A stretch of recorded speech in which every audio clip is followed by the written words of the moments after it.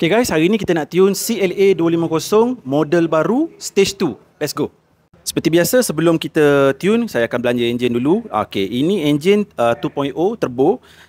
Enjin ni model baru, dia ada satu sistem yang dipanggil CPC. CPC itu adalah second ECU yang mana dia menyekat power kereta ni. So kita boleh tune kereta ni, tapi kita tak boleh keluarkan banyak horsepower dengan torque dia. So jom kita power run.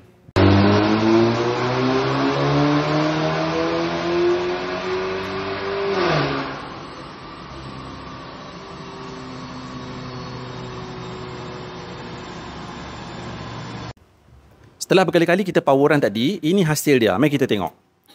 Yang warna merah ni adalah stock power yang mana kita berjaya dapat 200 horsepower power standard dia.